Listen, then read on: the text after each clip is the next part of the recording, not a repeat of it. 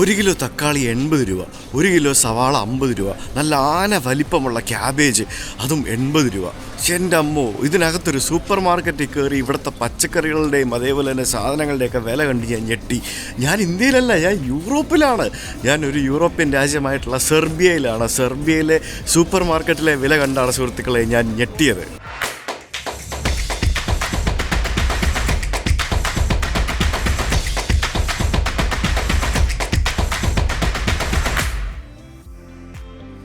യൂറോപ്പിൽ പൊതുവേ നമുക്ക് വളരെ അഫോർഡബിൾ ആയിട്ടുള്ള രാജ്യങ്ങളാണ് ബാൽക്കൻ രാജ്യങ്ങൾ. ബാൽക്കൻ രാജ്യങ്ങളെന്ന് പറയുന്നത് നിങ്ങൾക്കറിയാം, നമ്മളിപ്പോൾ ഓൾറെഡി കറങ്ങിക്കൊണ്ടിരിക്കുന്ന ബാൽക്കൻ രാജ്യങ്ങളിലൂടെയാണ്.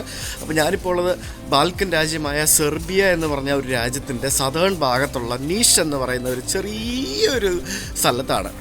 നിഷിൽ ഇന്നലെ വന്ന് ഞാൻ റൂം എടുത്ത് കിടന്ന് രാവിലെ എണീറ്റ് ഞാനിപ്പോൾ എനിക്ക് ആക്ച്വലി മാസിഡോണിയ, നോർത്ത് മാസിഡോണിയ എന്ന് പറഞ്ഞ രാജ്യത്തേക്ക് വേണം പോകാനായിട്ട്. അതിൻ്റെ തലസ്ഥാനമായിട്ടുള്ള സ്കോപ്പിയ എന്ന് പറഞ്ഞ സ്ഥലത്തേക്ക് വേണം പോകാൻ. അപ്പോൾ അൺഫോർച്ചുനേറ്റ്ലി ഇന്ന് രാവിലെ നോക്കിയപ്പോൾ ഇവിടെ ഉള്ള ബസ്സുകളെല്ലാം ഫുള്ളാണ്. ഓൺലൈൻ ടിക്കറ്റും കാര്യങ്ങളൊന്നും നോക്കിയിട്ട് കാണുന്നുണ്ടായിരുന്നില്ല. ഫ്ലെക്സ് ബസ്സിൽ നോക്കിയിട്ട് ഉച്ച കഴിഞ്ഞിട്ട് 3:45 ഒരു ബസ് കണ്ടത്. അതിന് ഞാൻ ടിക്കറ്റ് ബുക്ക് ചെയ്തിട്ടുണ്ട്. അപ്പോൾ 5-6 മണിക്കൂർ നമുക്ക് ഈ ഒരു ചെറിയൊരു നഗരത്തിലെയും സമീപത്തെ കാഴ്ചകളും കാണാം എന്നാണ് ഇപ്പോൾ വിചാരിച്ചിരിക്കുന്നത്. ഞാനിപ്പോൾ ഉള്ളത് കിങ് മിലാൻ സ്ക്വയറിൻ്റെ മുമ്പിലുള്ള നീഷ് സിറ്റി സെൻറ്റർ ഏരിയയിലാണ്. ഇന്നലെ ഞാൻ രാത്രി ഇതിലൂടെയൊക്കെ ഒന്ന് കറങ്ങിയായിരുന്നു. രാത്രിയിൽ തന്നെ അത്യാവശ്യം നല്ല വൈബുള്ള ഒരു സ്ഥലമായിരുന്നു. ഇവിടെ ഒരു ചൈനീസ് റെസ്റ്റോറൻറ്റിൽ നിന്നും വളരെ നല്ല ഒരു നൂഡിലും അതേപോലെ തന്നെ ചൈനീസ് ചിക്കനും ഒക്കെ ഞാൻ ഇന്നലെ കഴിച്ചായിരുന്നു. ഞാനിങ്ങനെ ഈ ഒരു സിറ്റി സെൻറ്ററിൻ്റെ വാക്കിംഗ് സ്ട്രീറ്റിലൂടെ നടന്ന് വരുമ്പോഴത്തേക്കിന് താഴേക്ക് 2-3 സ്റ്റെപ്പുകൾ കാണാം. എന്താ സംഭവം എനിക്ക് അറിയത്തില്ല. സാധാരണ സബ്വേ അങ്ങനത്തെ പരിപാടികളൊക്കെയാണ് നമ്മളിങ്ങനെ താഴേക്ക് കാണുന്നത്. ഇതെന്താ പരിപാടി ഞാൻ പോയി നോക്കട്ടെ. എൻ്റെ ദൈവമേ, ഇത് ഷോപ്പിംഗ് മോളിൻ്റെ അടി, അതായത് ഇതിനടി കൂടെ ഷോപ്പിംഗ് മോളാ. ഓ മൈ ഗാഡ്, ഇത് ഞാൻ ശരിക്കും ഞെട്ടിപ്പോയി. അതായത് റോഡിന് മുകളിൽ ശരിക്കും നമ്മൾ കണ്ടതല്ലേ എന്താ അവസ്ഥ. റോഡിന് മുകളിൽ, റോഡിൻ്റെ അടിയിൽ ഇതുപോലെ ഷോപ്പിംഗ് മോളുകൾ പോലെ ഇങ്ങനെ അപ്പുറത്തും ഇപ്പുറത്തും കടകൾ. ശരിക്കും ഇത് റോഡിനടിയിൽ അണ്ടർഗ്രൗണ്ട് സംഭവമാണെന്ന് കണ്ടു കഴിഞ്ഞാൽ നിങ്ങൾക്ക് തോന്നുമോ? ഒരിക്കലും തോന്നില്ല. എൻ്റെ ദൈവമേ, ഇത് പൊളിച്ചു കേട്ടോ. ഇത് ഭയങ്കര നിങ്ങൾ കുറേ ആളുകൾ കമൻറ്റ് ചെയ്യുന്നുണ്ട് ഞാൻ ഭയങ്കര എക്സൈറ്റ്മെൻ്റ് ആണ്, ഞാൻ ഓവർ എക്സൈറ്റ്മെൻറ്റ് കാണിച്ച് ചളവാക്കുമെന്ന്. ഇത് ഓവർ എക്സൈറ്റ്മെൻ്റ് അല്ല സുഹൃത്തെ. ഇങ്ങനത്തെ സ്ഥലങ്ങൾ റോഡിൻ്റെ അടിയിൽ കൂടെ ഉള്ള ഷോപ്പിംഗ് മോൾ, അതും കണ്ടിന്യൂസ് ആയിട്ടുള്ള ഇങ്ങനെ 1-2 കിലോമീറ്റർ നീളത്തിൽ റോഡിനടിയിൽ കൂടെ ഉള്ള ഷോപ്പിംഗ് മോൾ ഞാൻ വളരെ അപൂർവമായിട്ടേ കണ്ടിട്ടുള്ളൂ. അപ്പോൾ അത് കാണുമ്പോഴത്തേക്കിനും നമുക്ക് സ്വാഭാവികമായിട്ടും എക്സൈറ്റ്മെൻറ്റ് വരില്ലേ. ഇതിനകത്തുള്ള ഗുണം എന്ന് പറഞ്ഞു കഴിഞ്ഞാൽ ഇതിനകത്ത് ചെറിയ ചൂടുണ്ട്, വലിയ തണുപ്പില്ല. പുറത്ത് ഭയങ്കര തണുപ്പാണല്ലോ. അപ്പോൾ ആ തണുപ്പ് കൊള്ളാതെ നമുക്ക് ഇത്തരത്തിൽ ഇതിനടിയിലൂടെ ഷോപ്പ് ചെയ്ത് നടക്കാം. ശരിക്കും ഇതൊരു അണ്ടർപാസ് സംഭവം. ദൈവമേ, ഇത് എൻ്റെ അല്ല, ഇത് മെയിൻ റോഡാണ്. മെയിൻ റോഡിൻ്റെ അടിയിൽ കൂടെയാണ് വീണ്ടും പോകുന്നത്. ഇത് പൊളിച്ച്. ഇതിനടിയിൽ തുണിക്കടകളാണ് കൂടുതലും. തുണിക്കടകളും അതേപോലെ തന്നെ സ്വർണ്ണക്കടകളും പിന്നെ അങ്ങനത്തെ സംഭവങ്ങളൊക്കെയാണ് കൂടുതൽ. മൊബൈൽ ആക്സസറി ഷോപ്പുകൾ അതുപോലെയുള്ള സംഭവങ്ങളാണ് ഇതിനടിയിൽ മൊത്തം. മുകളിലാണെങ്കിൽ കംപ്ലീറ്റ് റെസ്റ്റോറൻറ്റുകളും ബാറുകളും. ഞാൻ ഇതിലെയാണ് വന്നത്. ഇതിപ്പോൾ അങ്ങോട്ട് വഴിയുണ്ട്, പിന്നെ ഇങ്ങോട്ട് വഴി കാണാം. ഇവിടെ കുറച്ച് സ്റ്റെപ്പ് കാണാം. സ്റ്റെപ്പ് കയറി മേളിൽ കയറി നോക്കാം ഇത് എവിടെ എത്തിയെന്ന് അറിയാനായിട്ട്. ഇത് തലങ്ങും അങ്ങോട്ടും ഇങ്ങോട്ടും എല്ലാം വഴിയുണ്ടാക്കി വെച്ചിരിക്കുകയാണല്ലോ. അത് ശരി. അപ്പം ഞാൻ ഈ മേളിൽ നിന്ന് കണ്ട ഈ സാധനങ്ങളൊക്കെ സബ്വേ ആയിരുന്നില്ലല്ലേ. അടിപൊളി. ഞാൻ ഇതിൽ നിന്ന് ഇറങ്ങിയിട്ട് ഞാനിപ്പോൾ കിങ് മിലാൻ സ്ക്വയറിലേക്ക് വന്നു. കിങ് മിലാൻ സ്ക്വയറിൽ അവിടെ ഒരു ഫോർട്ടൊക്കെ ഉണ്ട്. ആ ഫോർട്ട് നമുക്ക് കാണാൻ പോകുന്നതിന് മുമ്പായിട്ട് നമുക്ക് ഇവിടെ ആ ഭാഗത്തേക്കാണ് നമുക്ക് പോകേണ്ടിയിരുന്നത്. ഞാൻ എങ്ങോട്ടോ ആയിരുന്നു പോയിരുന്നത്. ഞാൻ അതിനിടയ്ക്ക് ഈ സാധനം കണ്ടിട്ട് ഇതിനകത്തൂടെ ഇറങ്ങി വന്നതാണ്. ഇവിടെ നമുക്ക് കിങ് മിലാൻ ഇങ്ങനെ കുതിരയെ ഇങ്ങനെ ഓടിക്കുന്ന രീതിയിലുള്ള ഒരു സ്റ്റാച്ചു ഇവിടെ ഉണ്ട്. അപ്പോൾ ഇതെന്താ സംഭവം എന്ന് പറഞ്ഞാൽ, ഈ കിങ് മിലാൻ എന്ന് പറയുന്നത് ഈ ഒട്ടോമാൻ എംപയർമാർ ഇവിടെ വന്ന സമയത്ത് ഈ ഒട്ടോമാൻ രാജാക്കന്മാരെ തുരത്തി ഓടിക്കുന്നതിൽ പ്രധാനിയായിട്ടുള്ള ഒരു വ്യക്തിയായിരുന്നു ഈ കിങ് മിലാൻ എന്ന് പറയുന്ന വ്യക്തി. അപ്പോൾ ഈ കിങ് മിലാൻ്റെ ഒരു പ്രതിമയാണ് ഇവിടെ ഉള്ളത്. സെർബിയയുടെ പല സ്ഥലത്തും ഇതുപോലെയുള്ള പല ധീരനായകന്മാരുടെ പ്രതിമകൾ നമ്മൾ കണ്ടായിരുന്നു. ബെൽഗ്രേഡിലും കണ്ടായിരുന്നു. അതൊരു 1.5 കിലോമീറ്റർ ഉണ്ടായിരുന്നു ഈ റോഡിൻ്റെ അടിയിൽ കൂടെ ഈ ഒരു ഷോപ്പിംഗ് മോൾ ഏരിയ എന്ന് പറയുന്നത്. അപ്പോൾ അതിൻ്റെ മുകൾ ഭാഗം എന്ന് പറയുന്നത് ഇത് ഇത്തരത്തിലാണ് നമുക്ക് കാണാൻ സാധിക്കുന്നത്. കണ്ട, ഇതിൻ്റെ അടിയിൽ കൂടെയാണ് നമ്മളിപ്പോൾ വന്നത്. ഇവിടെ ഒരു ഫോറം ഷോപ്പിംഗ് സെൻറ്റർ എന്ന് പറഞ്ഞുകൊണ്ടൊരു മോള് കാണാം. പിന്നെ ഇവിടെ നമ്മൾ ഇന്നലെ രാത്രി വന്നപ്പോൾ കണ്ട മാക്സ് ബെറ്റ് എന്ന് പറയുന്ന സ്ലോട്ട് ക്ലബ്ബ്, ഒരു ക്ലബ്ബ് കാണാം. ഞാനിവിടെ കയറി വന്നു എന്നുണ്ടെങ്കിലും ഈ ഷോപ്പിംഗ് മോൾ ഇതിൻ്റെ അടിയിൽ കൂടെ അങ്ങേ അറ്റത്തേക്ക് ഇങ്ങനെ നീണ്ടു പോകുന്നുണ്ടല്ലേ. ശരിക്കും ഇവരുടെ കൺസെപ്റ്റ് ഒന്ന് ആലോചിച്ച്, ഇത്രയും സ്ഥലം അത് ഇത്തരത്തിലൊരു സെൻട്രൽ ഏരിയ വാക്കിംഗ് സ്ട്രീറ്റായിട്ടും അതിന് താഴെ ഭൂഗർഭത്തിൽ അണ്ടർഗ്രൗണ്ടിൽ വേറെ കടകളും പണിത്. എന്തല്ലേ. ബാൽക്കൻ രാജ്യങ്ങളിൽ എവിടെ പോയാലും നമുക്ക് തുർക്കിഷ് ഫുഡ് നമുക്ക് കിട്ടും. തുർക്കിഷ് ഫുഡ് ബാൽക്കനിൽ മാത്രമല്ല, യൂറോപ്പിൽ ഇപ്പം മൊത്തത്തിൽ തുർക്കിഷ് ഫുഡ് വളരെ പോപ്പുലറായിട്ട് വന്നുകൊണ്ടിരിക്കുകയാണ്. എവിടെ പോയാലും തുർക്കിക്കാരുടെ റെസ്റ്റോറൻറ്റും തുർക്കിക്കാരെയും കാണാൻ സാധിക്കും. ഈ പച്ചക്കറിയുടെ ഒക്കെ ഫ്രഷ്നെസ് നോക്ക്, മുളകൊക്കെ കണ്ടോ, എന്ത് ഭംഗിയാണ് കാണാൻ, നോക്കി എന്ത് ലുക്കല്ലേ കാണാനായിട്ട്. അടിപൊളി, എന്ത് ഫ്രഷാണെന്നറിയോ ഇതൊക്കെ. ആ തക്കാളിയുടെ ഒക്കെ ലുക്ക് നോക്കി, യൂറോപ്യൻ തക്കാളി എന്നൊക്കെ പറഞ്ഞാൽ ഇങ്ങനെ ഇരിക്കും. നമ്മുടെ ബജിമുളകാണ്, ബജിമുളക്. ഇവിടെ ഒരാൾ ക്യാബേജ് എടുത്ത് പുറത്ത് വയ്ക്കുന്നുണ്ട്. ആ ക്യാബേജിൻ്റെ വലിപ്പമാണ് എനിക്ക് ഇഷ്ടപ്പെട്ടത്. അതായത് ഏകദേശം ഒരു 2-3 കിലോ ഉണ്ടാവും ഒരു ക്യാബേജ് എന്നൊക്കെ പറഞ്ഞു കഴിഞ്ഞാൽ. ഈ യൂറോപ്പിൽ ഇമാതിരി സാധനങ്ങൾക്കൊക്കെ ഭയങ്കര വലിപ്പം കേട്ടോ, ആന വലിപ്പമാണ് എല്ലാത്തിനും. ഇത് ചില സ്ഥലമൊക്കെ നമ്മൾ നോക്കുമ്പോഴത്തേക്കിനും നമ്മൾ ഈ നോർത്ത് ഇന്ത്യൻ നഗരങ്ങളിലൊക്കെ പോയ ഒരു ചെറിയ ഫീലൊക്കെ കിട്ടും. ചില കെട്ടിടങ്ങളൊക്കെ കാണുമ്പോൾ അങ്ങനെയാണ് തോന്നുന്നത്. ഇതുപോലെയുള്ള ചെറിയ കുഞ്ഞി സംഭവങ്ങളൊക്കെ, തട്ടുകടയല്ലല്ലോ, പെട്ടിക്കട. ഇതുപോലെയുള്ള ചില കുഞ്ഞി പെട്ടിക്കടകൾ പോലത്തെ സെറ്റപ്പ് ചെയ്തിട്ടില്ല. ഇതൊരു മണി ട്രാൻസ്ഫർ പെട്ടിക്കടയാണ്. ഇതൊരു എന്തോ ഒരു ഫുഡിൻ്റെ സംഭവം, ടോസ്റ്റ് കാര്യങ്ങളൊക്കെ വയ്ക്കുന്നൊരു പെട്ടിക്കടയാണ്. ഇതേതോ ഒരു അപ്പാർട്ട്മെൻറ്റ് ബിൽഡിംഗ് ആണ്. ആ അപ്പാർട്ട്മെൻറ്റ് ബിൽഡിങ്ങിൻ്റെ മുമ്പിൽ അപ്പാർട്ട്മെൻറ്റിലേക്കുള്ള എൻട്രൻസ് ഏരിയ ആണ്. എനിക്ക് എന്തെന്നിടേ ഇത് ഫുള്ള് വൃത്തിയേടാക്കി വെച്ചിരിക്കുന്ന കണ്ടില്ല അവിടെയൊക്കെ. ഈ യൂറോപ്പ് എന്ന് പറയുന്ന ഈ ഒരു കോണ്ടിനെൻറ്റിലെ രാജ്യങ്ങൾക്ക് ശരിക്കും സത്യം പറഞ്ഞു കഴിഞ്ഞാൽ ഒട്ടേറെ പോസിറ്റീവ്സും നെഗറ്റീവ്സും ഉണ്ട്. നമ്മൾ പോസിറ്റീവ് മാത്രം കണ്ടുകൊണ്ടിരുന്നു കഴിഞ്ഞാൽ നെഗറ്റീവ് അത് നമ്മൾ കാണാതെ അഭിനയിച്ച് കഴിഞ്ഞാലേ കാണാതിരിക്കത്തുള്ളൂ. 1840 1900 പറഞ്ഞ് എഴുതിയിട്ടുണ്ട്. ഒരു പഴയ ഒരു പോസ്റ്റ് ബോക്സാണ്. അതാണ് ഞാൻ കാണാൻ വന്ന ഹോളി ട്രിനിറ്റി കത്തീഡ്രൽ. ആ കത്തീഡ്രലിൻ്റെ ബാക്കിലായിട്ട് പഴയ ഓടിട്ട ഒരു കെട്ടിടം നമുക്ക് കാണാൻ സാധിക്കും. ഇതെന്താണെന്ന് ചോദിച്ചു കഴിഞ്ഞാൽ മേ ബി ഇതും പഴയ കത്തീഡ്രലിൻ്റെ ഭാഗമായിട്ടുള്ള എന്തെങ്കിലും ഒരു സംഭവം ആയിരിക്കാം. ഇതും പള്ളി തന്നെയാണ് കേട്ടോ. ഇത് അണ്ടർഗ്രൗണ്ടിലേക്കാണെന്ന് തോന്നുന്നു പള്ളി. ഞാനൊന്ന് ഇറങ്ങി നോക്കട്ടെ. അത് ലോക്ക്ഡാണ്, അതിനകത്ത് കയറാൻ പറ്റത്തില്ല, പൂട്ടിയിട്ടിരിക്കുക. പക്ഷേ ഇത് പള്ളി തന്നെയാണ്. മേ ബി കയറാൻ പറ്റത്തില്ലായിരിക്കും. മരിച്ച ആളുകളുടെ ചിത്രങ്ങളൊക്കെ ഇവിടെ കൊണ്ടുവച്ചിട്ട് സ്മരണയാണെന്ന് തോന്നി സംഭവം. നമ്മൾ ഈ പത്രങ്ങളിലൊക്കെ നമ്മൾ കണ്ടിട്ടില്ലേ സ്മരണ പുതുക്കുന്ന സംഭവം, അത്തരത്തിലുള്ളൊരു പരിപാടിയാണെന്ന് തോന്നുന്നു. ഇവിടെ മുമ്പിലൊരു ബോർഡുണ്ട്. ആ ബോർഡിൽ നമുക്കിങ്ങനെ മരണപ്പെട്ട ആളുകളുടെ ഇപ്പോൾ 1948, 25, പിന്നെ 1935, 2025. എൻ്റെ അമ്മോ, നല്ല ആയുസായില്ല എല്ലാവർക്കും. അപ്പോൾ അങ്ങനെയുള്ള കുറേ ആളുകളുടെ ഫോട്ടോസ് നമുക്കിവിടെ പള്ളിയുടെ ഫ്രണ്ടിൽ ഇങ്ങനെ വെച്ചിരിക്കുന്ന കാണാം. ഇതൊന്ന് കയറി കണ്ടായിരുന്നെങ്കിൽ കൊള്ളാമായിരുന്നു എന്ന് എനിക്ക് ആഗ്രഹമുണ്ടായിരുന്നു. അൺഫോർച്ചുനേറ്റ്ലി അത് ക്ലോസ്ഡ് ആണ്. ഇതിൽ കുരിശൊക്കെ ഉണ്ട്. അപ്പോൾ ഇതും പള്ളി തന്നെയാണ്. ഇതാണ് ഇവിടുത്തെ ഹോളി ട്രിനിറ്റി കത്തീഡ്രൽ എന്ന് പറയുന്നത്. ഇത് ദൂരെ നിന്ന് കാണുന്ന ലുക്കൊന്നും അടുത്ത് വരുമ്പോൾ ഇല്ല. നമ്മൾ ഇന്നലെ ബെൽഗ്രേഡിൽ കുറേ പ്രതിഷേധമൊക്കെ കണ്ടില്ലേ. സെർബിയ കുറച്ച് അഗ്രസീവാണ്. ഇവർ പണ്ടുപോലെ അഗ്രസീവായിരുന്നു. ഇവർ കൊസോവോ എന്ന് പറയുന്നത് ഇപ്പോൾ പുതിയൊരു രാജ്യമായിട്ട് പല രാജ്യങ്ങളും അംഗീകരിച്ച് തുടങ്ങിയെന്നുണ്ടെങ്കിലും സെർബിയ എപ്പോഴും പറയുന്നത് കൊസോവോ സെർബിയയുടെ ഭാഗമാണെന്നാണ്. അവർക്ക് സ്വന്തമായിട്ട് ഇമിഗ്രേഷനും ബാക്കിയുള്ള സംഭവമെല്ലാം ഉണ്ട്. നമുക്ക് കൊസോവയ്ക്ക് പോകണം, പക്ഷേ നമുക്ക് സെർബിയയിൽ നിന്ന് കൊസോവോ പോകാൻ പറ്റത്തില്ല. നമുക്ക് മാസിഡോണിയയിൽ പോയിട്ട് മാസിഡോണിയെന്നോ അൽബേനിയെന്നോ മാത്രമേ കൊസോവയിലേക്ക് പോകാൻ പറ്റുള്ളൂ. മാസിഡോണിയ എപ്പോഴും ഇവരുടെ ആണെന്നാണ് ഇവർ പറയുന്നത്. അപ്പം മൊത്തത്തിൽ ഇവരുടെ ആണെന്നാണ് പറയുന്നത്. ഇവൻ ബോസ്നിയ പോയപ്പോൾ ബോസ്നിയ പോലും ഇവരുടെ ആണെന്നാണ് ഇവർ പറഞ്ഞുകൊണ്ടിരുന്നത്. പിന്നെ രാജ്യമായി എന്നുണ്ടെങ്കിൽ ഇപ്പോഴും ഇവിടുത്തെ പറയുന്നത് അങ്ങനെയാണ്. ഇവിടുത്തെ ആൾക്കാർ കുറച്ച് അഗ്രസീവുമാണ്.